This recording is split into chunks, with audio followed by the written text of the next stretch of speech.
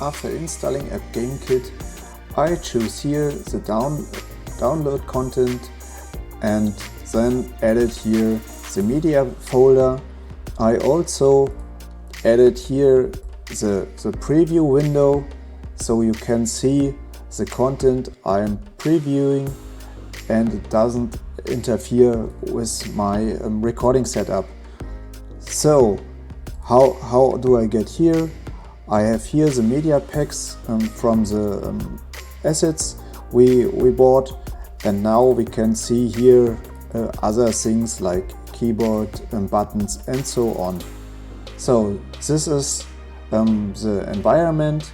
Here you have the help files and can look for commands like for sprites, and you will see here the help.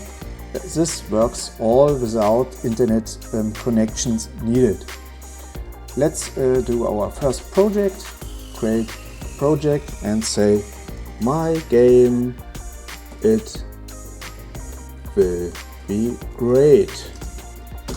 So creating the project.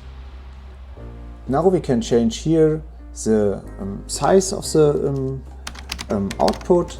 For the OUYA I would recommend 1080p because the OUYA can handle full HD, and for the Retroid Pocket we can choose 640 by 480 here and also here with the backslash, not the backslash, the other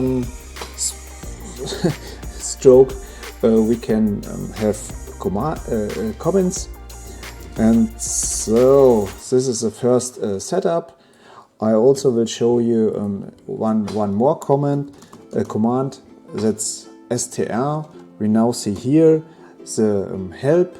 So with the letter with the number 2 we can change the behavior of the command, and we use another command to get the device type and can now run our program. And we will use here in the upper position the broadcasting, and because we started on our devices the broadcasting player or the App Game Kit player, we can now broadcast it via our internet Wi-Fi connection or local area network. Oh, I got a message here, I forgot something, so another bracket and try again. Okay, so we now see we have an OUYA device, and if we cancel the broadcasting it will go back. So now we can add something. I will look here for an asset to show. So for a little bit, let's use in the content pack here, and we have here bricks. So we can use some of these bricks, and if we want to use them, we can click here, and you can only drag and drop media files that are placed inside your project folder. Oh, that's great. So we can here press copy current projects to media folder. Okay, and we also use this. Okay, here we can see that there is text in it, and with this text we can locate the images on the bigger image. So with this we now set up our first project, and in the media folder we have here, we can now see what's inside of it. Now I can drag and drop it here, load image. So the name is agk_breakout.png, and we have here an image. To make it a sprite and to show it onto the screen, we can now say create sprite, and our image is called imk agk_breakout, and it would be another sprite, and to use it later we can say this is our variable, and it stores the number of that sprite in memory. I will now later explain how some of the computer things work, and also how to use it. Let's look what we get. So now we have the sprite shown in our application. A small break here, and I will start a new explanation from the beginning, so we now have the chance to understand what I was doing. Okay.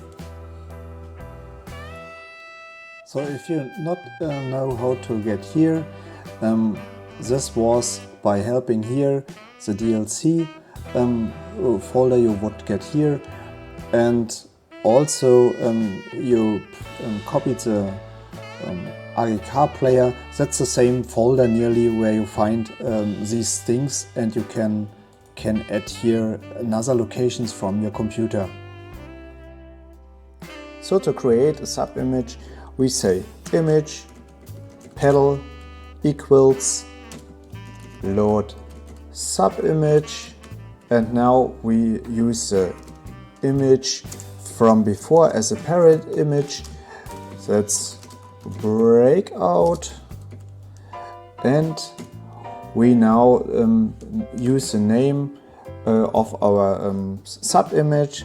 That would be pedal 1, and if we want to create the sprite out of that, we can choose here image pedal, and if we try it now, we got an error.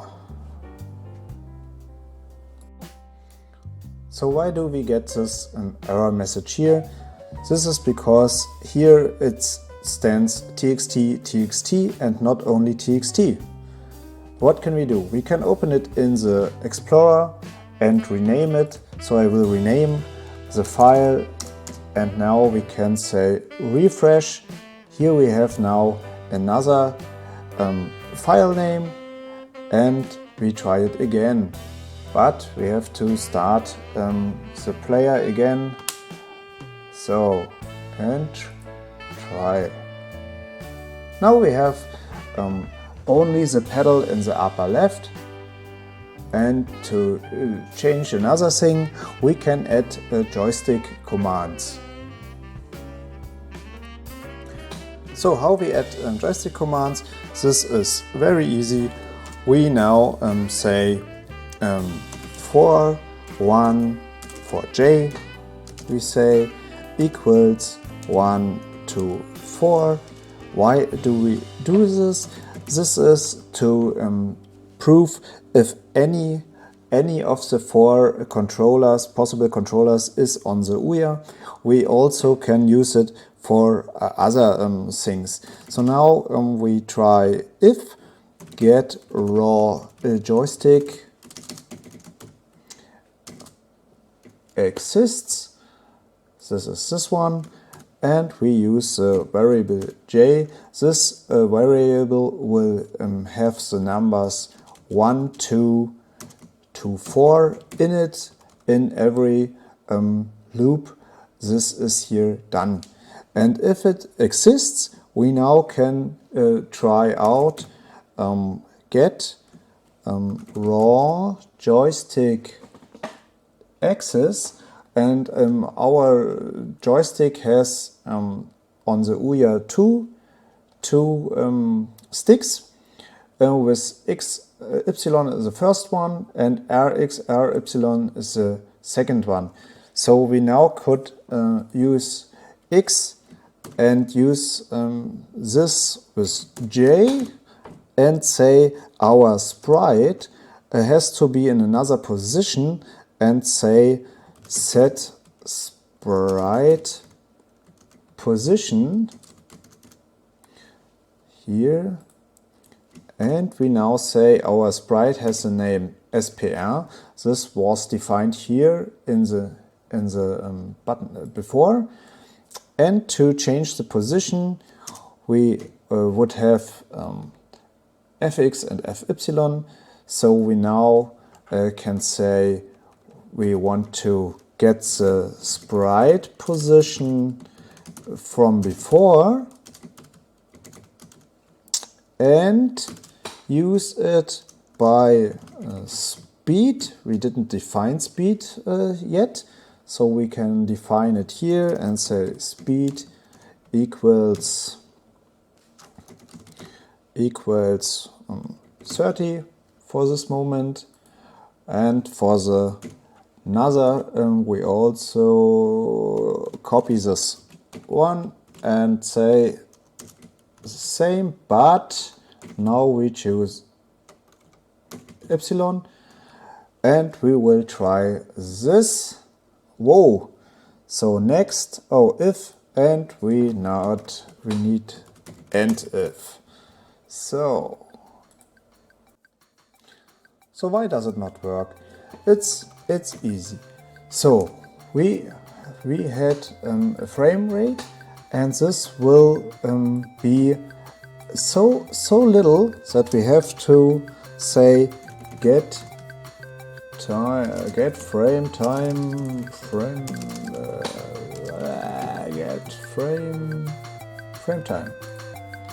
So, and we have here also frame time. I'm so stupid.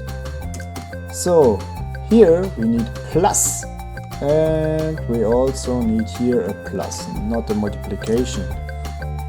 And try again. Oh, it's moving, but only a little bit. So what can we do? We can change the speed up here, and let's say 160. And try again. Now it's moving a bit faster. So we are seeing that we also could use 500. And try again. Yeah, it's nearly a game now. So this is how you can use the coordination and the sprites and moving them, and to have a game you maybe need a little collision for this